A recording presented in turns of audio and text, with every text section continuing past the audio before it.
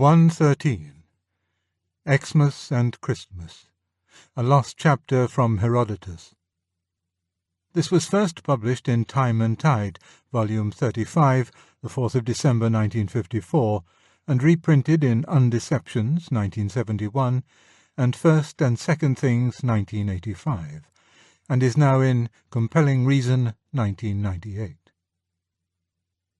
And beyond this there lies in the ocean, turned towards the west and north, the island of Nochebuena, which Hecataeus indeed declares to be the same size and shape as Sicily, but it is larger, though in calling it triangular a man would not miss the mark. It is densely inhabited by men who wear clothes not very different from the other barbarians who occupy the northwestern parts of Europe, though they do not agree with them in language. These islanders, surpassing all the men of whom we know in patience and endurance, use the following customs.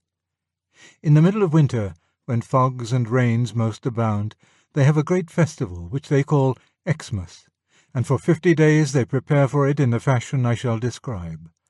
First of all, every citizen is obliged to send to each of his friends and relations a square piece of hard paper, stamped with a picture, which in their speech is called an Xmas card.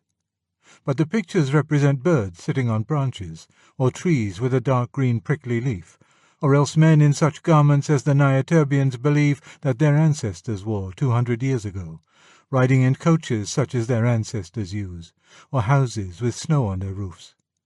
And the Nochebuenans are unwilling to say what these pictures have to do with the festival, guarding, as I suppose, some sacred mystery.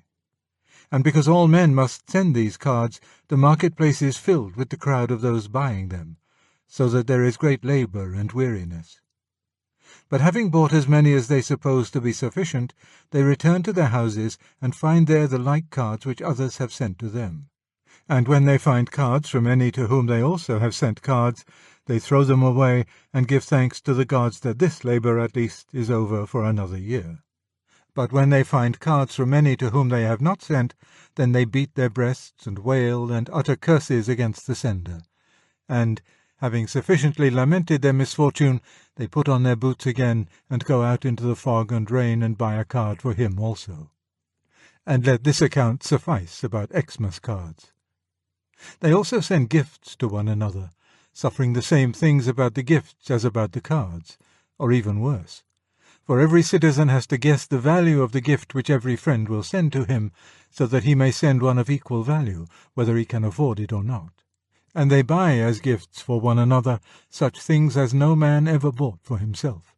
For the sellers, understanding the custom, put forth all kinds of trumpery, and whatever, being useless and ridiculous, they have been unable to sell throughout the year, they now sell as an Xmas gift. And though the Nochebuenans profess themselves to lack sufficient necessary things, such as metal, leather, wood, and paper, yet an incredible quantity of these things is wasted every year, being made into the gifts.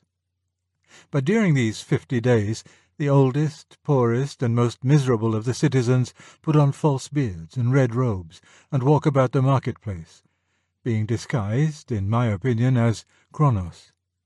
And the sellers of gifts, no less than the purchasers, become pale and weary, because of the crowds and the fog, so that any man who came into a Nochebuenan city at this season would think some great public calamity had fallen on Nochebuena.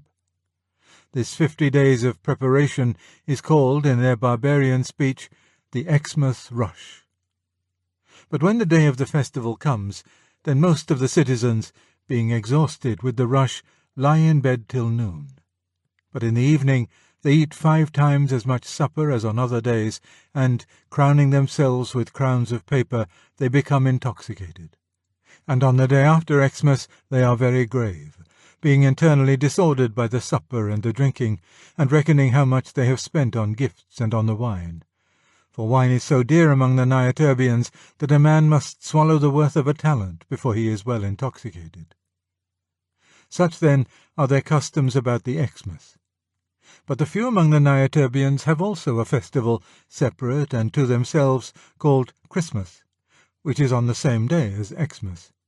And those who keep Christmas, doing the opposite to the majority of the Nochebuenans, rise early on that day with shining faces, and go before sunrise to certain temples, where they partake of a sacred feast. And in most of the temples they set out images of a fair woman with a newborn child on her knees, and certain animals and shepherds adoring the child. The reason of these images is given in a certain sacred story, which I know but do not repeat.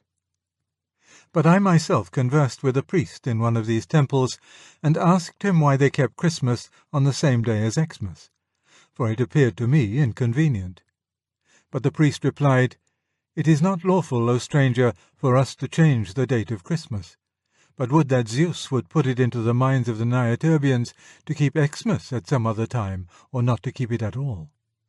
For Xmas and the rush distract the minds even of the few from sacred things. And we indeed are glad that men should make merry at Christmas, but in Xmas there is no merriment left."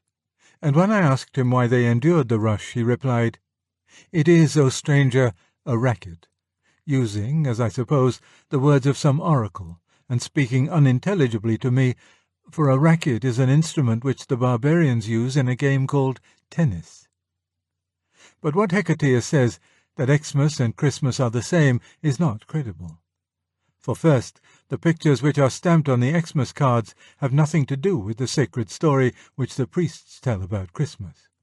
And secondly, the most part of the Nyaturbians, not believing the religion of the few, nevertheless send the gifts and cards and participate in the rush and drink wearing paper caps.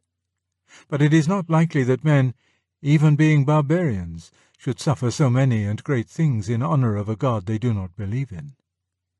And now, enough about Nyaturb.